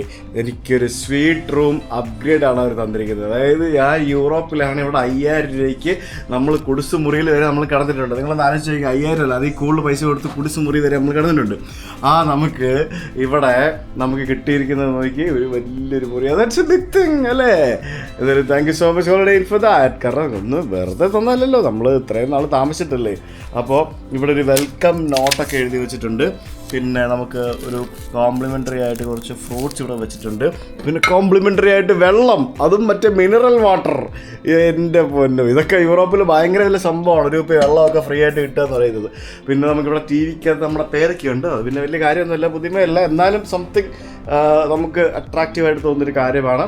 ഒരു ബെഡ്റൂമിൽ വലിയ കിങ് സൈസ് ബെഡ്, പിന്നെ നല്ല വിശാലമായിട്ടുള്ള ബാത്ത് ടബൊക്കെയുള്ള ബാത്റൂം. അടിപൊളി പോലെ അത് പൊളിച്ച് എനിക്കിഷ്ടപ്പെട്ട്. എൻ്റെ പൊന്നു, ഇത് ഞാൻ ബുക്ക് ചെയ്തിരിക്കുന്നത് 5000 രൂപ പെർ ഡേ പ്ലസ് 5000 പോയിൻറ്റ്സും കൂടെ ഞാൻ റിഡീം ചെയ്തിട്ടുണ്ട്. അപ്പം എഫക്റ്റീവ്ലി ഇവരുടെ റേറ്റ് 8500 രൂപ എന്തോ ആയിരുന്നു. അപ്പോൾ ഞാൻ എൻ്റെ കയ്യിൽ നിന്ന് 5000 രൂപ കൊടുത്തിട്ടുള്ളൂ. പിന്നെ 5000 പോയിൻറ്റ്സും ഞാൻ റിഡീം ചെയ്തിട്ടുണ്ട്. അങ്ങനെയാണ് കേട്ടോ 5000 രൂപ ആയത്. ഇല്ലാന്നുണ്ട് 8000 സംതിങ് വരും വിത്ത് ബ്രേക്ക്ഫാസ്റ്റ്, ഇൻക്ലൂഡിങ് ബ്രേക്ക്ഫാസ്റ്റ്. അതെന്തായാലും പൊളിച്ച്. ഹോട്ടലിൽ നിന്ന് ഇറങ്ങി ഭക്ഷണം കഴിക്കണം. ഞാൻ ഹോട്ടലിൽ നിന്ന് തന്നെ, റിസപ്ഷനിൽ നിന്ന് തന്നെ കുറച്ച് ഡോളറല്ല യൂറോ എൻ്റെ ഉണ്ടായിരുന്നു. അധികമൊന്നും മാറില്ല, ഒരു 20 യൂറോ മാറിയുള്ളൂ. 1800 രൂപ വരും. 20 യൂറോ എന്ന് പറയുമ്പോഴത്തേനും എന്തെങ്കിലും അത്യാവശ്യം എവിടെയെങ്കിലുമൊക്കെ കൊടുക്കേണ്ടി വന്നു കഴിഞ്ഞാൽ ഉപയോഗിക്കാമല്ലോ. പിന്നെ കുറച്ച് കറൻസി കളക്ഷൻ്റെ കൂട്ടത്തിലും വെക്കാമല്ലോ. ഇതുപോലെയുള്ള കുറേ സ്ട്രീറ്റ് ഫുഡ് സ്ഥലങ്ങളുണ്ടാവും യൂറോപ്പിൽ വന്നു കഴിഞ്ഞാൽ. ഇവിടെയാണ് നമുക്ക് അത്യാവശ്യം റേറ്റ് കുറച്ച് എന്തെങ്കിലുമൊക്കെ ഇങ്ങനെയുള്ള സ്ഥലങ്ങളിൽ നിന്നാണ് കിട്ടുക. റെസ്റ്റോറൻറ്റിൽ പോയി കഴിഞ്ഞാൽ കൊല്ലാണ് റേറ്റ് ആയിരിക്കും. ആ നദീതീരത്ത് നല്ല ഭംഗിയുണ്ട്. ഇവിടെ ഒരു കപ്പൽ കിടക്കുന്നത് കണ്ടോ? ഇതെന്താ ഇങ്ങനെ ഇവിടെ കിടക്കുന്നതെന്ന് എനിക്ക് അറിയത്തില്ല. ഇത് നമ്മളെ നോയയുടെ പെട്ടകം പോലെ ഇങ്ങനെ കിടക്കുകയാണ്, കണ്ടില്ലേ? ഇതൊരു മെയിൻറ്റെയിൻഡ് അല്ലാത്ത അവസ്ഥയിൽ കിടക്കുന്ന എന്തോ സംഭവമാണ്. ചിലപ്പോൾ തീ പിടിച്ചു പോയതോ അങ്ങനെ എന്തെങ്കിലും പരിപാടികളായിരിക്കാനാണ് സാധ്യത. ഹോട്ടലിൻ്റെ മുമ്പിൽ തന്നെ ഇവിടെ ഒരു റെസ്റ്റോറൻ്റ് ഉണ്ട്. ഇവിടെ ഒരു ടർക്കിഷ് എന്തോ ഒരു ഡോണറും ബർഗറൊക്കെ കിട്ടുന്ന റെസ്റ്റോറൻ്റ് ഉണ്ട്. അങ്ങോട്ടേക്ക് പോകുന്ന വഴിയേ ആർക്കെങ്കിലും പോകുന്ന വഴിക്ക് എന്തെങ്കിലും വേണമെന്നുണ്ടെങ്കിൽ ഇതേപോലെ തന്നെ ചെറുത് കിട്ടും. ചെറുത് വാങ്ങിച്ച് നിപ്പനടിച്ചിട്ട് പോകാനുള്ള എല്ലാ സെറ്റപ്പുകളും ഇവിടെ എല്ലായിടത്തും ഉണ്ട്. നോക്കി എന്തുവാണ് ഇതൊക്കെ, എന്ത് നോക്കി ഇവിടെ നിന്ന് തന്നെ എല്ലാം വാങ്ങിച്ച് മിക്സ് ചെയ്ത് അടിച്ചിട്ട് പോവാം. ഇതൊന്നും വലിയ എക്സ്പെൻസീവ് ഒന്നുമല്ല കേട്ടോ. യൂറോപ്പിലേക്കൊക്കെ വന്നു കഴിഞ്ഞാൽ മദ്യം എന്നൊക്കെ പറയുന്നത് വെള്ളത്തിനെക്കാട്ടി ചീപ്പാണ്. പ്രത്യേകിച്ച് ബിയർ. വെള്ളമാണ് ഇവിടെ എക്സ്പെൻസീവ്, ബിയർ പിന്നെയും ചീപ്പാണ്. ആ നദി നല്ല രസമുണ്ടല്ലേ കാണാനായിട്ട്, നല്ല ഭംഗിയില്ലേ നദി. ഇങ്ങനെ നല്ല ഒഴുക്കുണ്ട് വെള്ളത്തിൽ നല്ല ഒഴുക്കുണ്ട്. ആ ഒഴുകി ഇങ്ങനെ പോകുന്ന കാണാനൊരു പ്രത്യേക ഭംഗി. ഇതെന്താണ് പ്ലാസറ്റ് ഡോണർ ആൻഡ് ബർഗർ. വലിയ തിരക്കൊന്നുമില്ല കേട്ടോ. ഇവിടുത്തെ ക്രൗഡഡ് സ്ഥലം എവിടെയാണെന്ന് എനിക്ക് അറിയത്തില്ല, കണ്ടുപിടിക്കണം. നമുക്ക് നാളെ പോയി കണ്ടുപിടിക്കാം. അവിടെ ചിക്കൻ ഷവർമ തീർന്നു എന്ന്, ബീഫേ ഉള്ളെന്ന്. എനിക്കിപ്പോൾ ബീഫ് കഴിക്കാൻ ഒരു മൂഡില്ല. ഇവിടെ മൊത്തം ബാറ് മാത്രമേ ഉള്ളൂ. ഐറിഷ് പബ്ബാണ് എൻ്റെ കണ്ണിലേക്ക് പോകുന്നത്.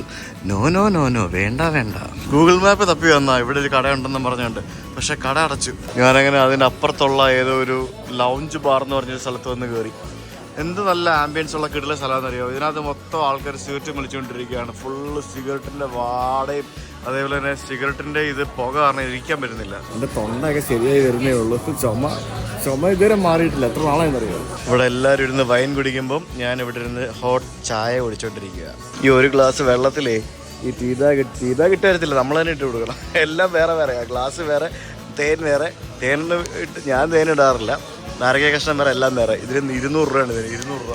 തക്കാളിയും സവാളയും കൂടി ഇട്ട സലാഡ്, പാഴ്സലി ലീഫ് ഇട്ടിട്ടുണ്ട്, മാസഡോണിയൻ സലാഡ്. ഇതാണ് ഞാൻ പറഞ്ഞ ചിക്കൻ സ്റ്റേക്ക്. ഇതെന്തോ ഒരു ടൈപ്പ് ഓഫ് സോസിൻ്റെ കൂട്ടത്തിൽ ഇട്ട് വരുന്നൊരു സാധനമാണ്. ഇതായിരുന്നു ചിക്കൻ സ്റ്റേക്ക്. ഞാൻ ആ കഴിച്ച ആ ചായയും ആ സ്റ്റേക്കും അതെല്ലാം കൂടെ 1000 നമ്മുടെ ഇന്ത്യൻ രൂപയായി. അത് ഇതുപോലെ ഒരു സെറ്റപ്പ് ഉള്ള ഒരു സ്ഥലത്ത് അത് വലിയ എക്സ്പെൻസീവ് അല്ല. അതുകൊണ്ട് അവിടെ പാട്ടൊക്കെ കേൾക്കാൻ രാത്രി 10 മണിയായപ്പം ഇവിടെ വീണ്ടും ഒരു കടലല്ലല്ലോ നദിയിലൊരു കപ്പൽ പോലത്തെ, ഒരു പായ്ക്കപ്പൽ പോലത്തെ സാധനം കിടപ്പുണ്ട്. അതിൻ്റെ പുറകുവശത്തായിട്ട് വളരെ മനോഹരമായിട്ട് ഇങ്ങനെ ലൈറ്റ് പ്രൊജക്റ്റ് നിൽക്കുന്നൊരു ബിൽഡിംഗ് ഉണ്ടോ? അത് ഇവിടുത്തെ ഒരു മ്യൂസിയം ബിൽഡിംഗ് ആണ്. എന്തായാലും ആ നദിയിലെ വെള്ളം ഇങ്ങനെ വളരെ മനോഹരമായിട്ട് ഇങ്ങനെ ഒഴുകിക്കൊണ്ടിരിക്കുന്ന കാണാൻ ഒരു ലുക്കാണ്. ഇത് ഒരു റെസ്റ്റോറൻ്റ് ആണ്. ഇതിങ്ങനെ ഫ്ലോട്ടിംഗ് റെസ്റ്റോറൻ്റ് എന്ന് പറയാമോ എന്ന് ചോദിച്ചു കഴിഞ്ഞാൽ അല്ല, ഒരു പഴയ ഒരു പായ്ക്കപ്പൽ തന്നെയാണ് ബേസിക്കലി. ഇത് പായ്ക്കപ്പൽ അവിടെ ഇങ്ങനെ വെച്ചിരിക്കുകയാണ്. കൊള്ളാം അല്ലേ? എന്തായാലും ബാക്കി കാഴ്ചകളൊക്കെ നമുക്ക് ഞാൻ അടുത്ത ദിവസം കാണിച്ചു തരാം. നാളെ നമുക്ക് കൊസോവോ പോയിട്ട് വരണം. കൊസോവോ അറിയാമല്ലോ, സെർബിയയുടെ ഭാഗമായിട്ടുണ്ടായിരുന്ന, ഇപ്പോഴും സെർബിയയുടെ ഭാഗമാണെന്ന് സെർബിയ പറയുന്ന, എന്നാൽ കൊസോവോ വേറെ രാജ്യമാണെന്ന് കൊസോവോ അവകാശപ്പെടുന്ന രാജ്യമാണ് കൊസോവോ. കൊസോവോയിൽ പോയി കഴിഞ്ഞാൽ എന്താ എനിക്ക് അവസ്ഥ? എനിക്ക് തോന്നുന്നു യൂറോപ്പിലെ ഏറ്റവും പുതിയ രാജ്യവും അതേപോലെ തന്നെ യൂറോപ്പിലെ ദരിദ്ര രാജ്യങ്ങളിലൊന്നുമാണ് കൊസോവോ എന്ന് പറയുന്നത്. അപ്പോൾ ഞാൻ റൂമിൽ പോട്ടെ. നമുക്ക് നാളെ മറ്റൊരു വീഡിയോ ആയിട്ട് കാണാം. നിങ്ങളുടെ അഭിപ്രായങ്ങൾ കമൻറ്റ് ചെയ്യുക, സബ്സ്ക്രൈബ് ചെയ്യാത്തവർ സബ്സ്ക്രൈബ് ചെയ്യുക, ലൈക്ക് ചെയ്യാത്തവർ ലൈക്ക് ചെയ്യുക, എന്തെങ്കിലുമൊക്കെ ചെയ്യുക. ബൈ.